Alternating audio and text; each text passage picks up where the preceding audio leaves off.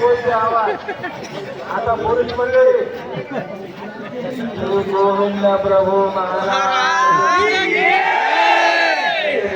मोठं बरं व्हायचं कडे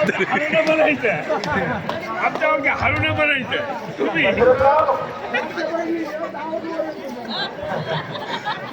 बरं आता लक्षात घ्या आपल्याला दोघांना मिळून एकदा मोठ्या जयघोषामध्ये पाचव्या अवताराचा जय जय करायचा आहे बेकर इकडे या समोर या सर्वज्ञ श्री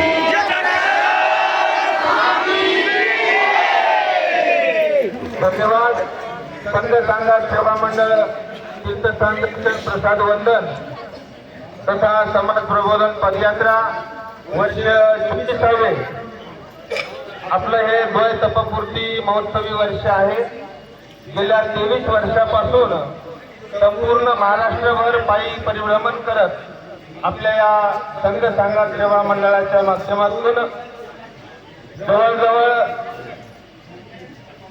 दुसऱ्यांदा संपूर्ण तीर्थस्थान वंदन आपण केलेले आहे हा दुसरा रूट पूर्ण होतो आहे आणि हे 24वे वर्ष यावर्षी श्री क्षेत्र हरताळा ते साहेगव्हाण असा हा पदयात्रेचा रूट आहे आजचा तिसरा दिवस आपण बलवाडी या ठिकाणी येऊन पोहोचलेलो आहोत आणि सुंदर असं स्वागत या ठिकाणी केलेलं आहे मनामध्ये आवड असेल तर माणसाला सवड निश्चित मिळते कारण आतमध्ये जर तुम्ही या घरामध्ये जाऊन बघितलं तर तुमच्या लक्षात येईल की आवड कशी असते देवपूजेपती तिथे साधू लोकांची व्यवस्था केली त्या ठिकाणी मला तरी वाटते कमीत कमी पहाटेच्या 3 वाजल्यापासून त्यांनी फुलांची रांगोळी काढली असेल या महिला मंडळींनी सकाळी 3 वाजता उठून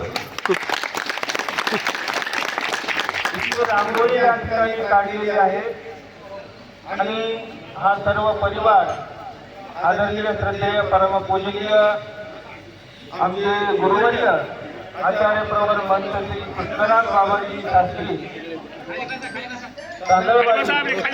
प्राचार्य श्री चक्रधर संस्कृत गुरुकुल महाविद्यालय फरीदपूर बाबा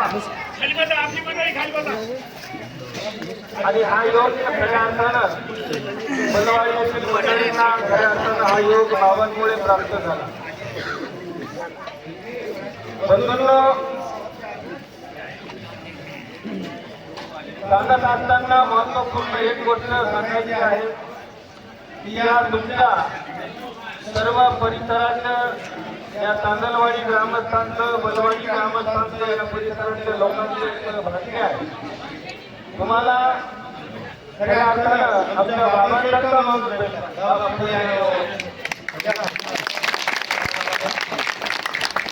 बाबा म्हणजे एकदम साधं भोळं व्यक्तिमत्व निराभिमान व्यक्तिमत्व कधी कोणाला रागावणार नाही कधी काहीच नाही आपल्याला स्वतःला किती त्रास झाला तरी फक्त सहन करून घ्यायची पण कोणाला एक शब्दाला कधी दुखवणार नाही असे बाबा आणि बाबांच्या संग्रहामध्ये आम्ही जवळजवळ 5 वर्ष राहिलो बाबा कसं सांभाळून घ्या आम्हाला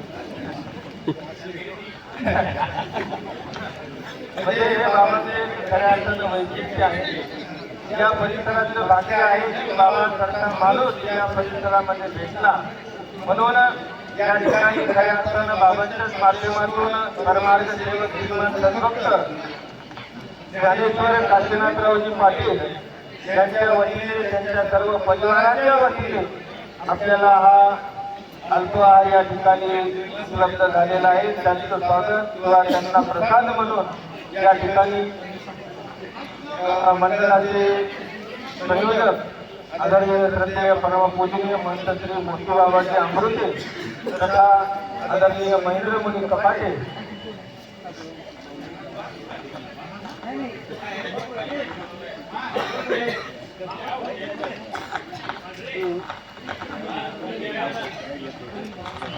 या प्रवीण भाऊ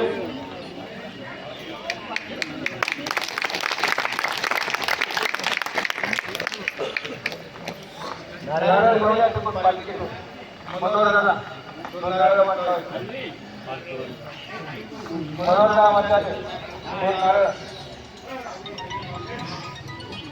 आणि ही सेवा प्रभूजी सत्यनारायण महाराज या सर्व परिवाराकडून उत्तरोत्तर करून घेऊ. खरोखर क्रिया कारण बनलेले आज या ठिकाणी दुसऱ्या ठिकाणी क्रिया घडली. आज जवळजवळ आपण 600च्या संख्येने आहोत आणि तुम्ही सुद्धा 15 दिवस सगळ्यांची आहात. बरोबर आहे. दिसल्या मागून खातोय आपण हातामध्ये डबा घेऊन. बरोबर आहे. आंघोळ व्यवहार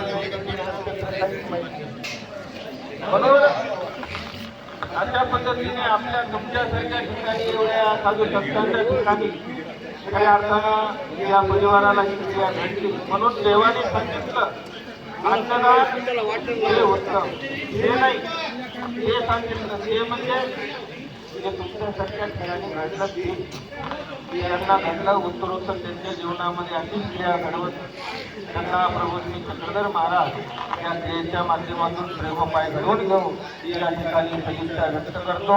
या ठिकाणी या मंडळीला प्रसाद देण्यासाठी आदरणीय मंत्री मंदोदर बाबा या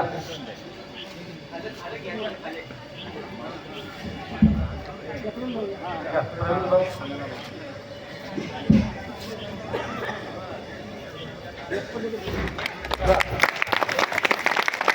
आपण त्याला टाळ्या वाजवायच्या आहे.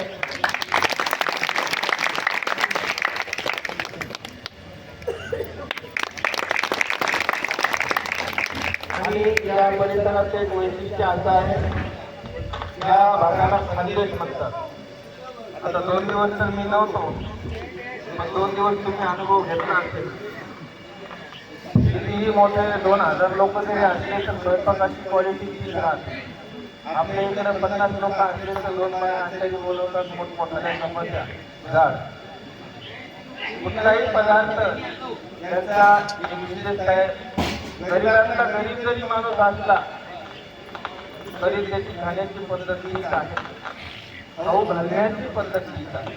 आणि त्यातल्या त्यात कुठलाही पदार्थ या परिसरातला तुम्ही खा तो स्वादिष्ट लागणार. त्याच्यामुळे खरंच आवडी आहे. या सर्व महिला मंडळांना खऱ्या अर्थानं कंटाळा नाही. कितीही लोक आले तरी त्या आवडीपूर्वक खाऊ घालतात. हा वसा या जळगाव जिल्ह्यातून आपल्याला नांदेड, परभणी, हिंगोली या तीनही जिल्ह्यात, जालना जिल्ह्यात जळगावकर घेऊन जायचं आहे. बरोबर. म्हणून अशा पद्धतीने या परिवाराला सर्व संघ कांगा सेवा मंडळाच्या संयोजकांच्या वतीने भावी वाटचाली दिली लाख शुभेच्छा देतो. आणि आपल्याला इथून पुढे पेढे या ठिकाणी प्रसाद वंदन करायचं आहे. त्या दृष्टिकोनातून निघायचं आहे. 2-2च्या रांगेमध्ये शिस्तीत आपल्याला त्या ठिकाणी पोहोचायचं आहे. एवढं त्या ठिकाणी सूचना देतो आणि थांबतो.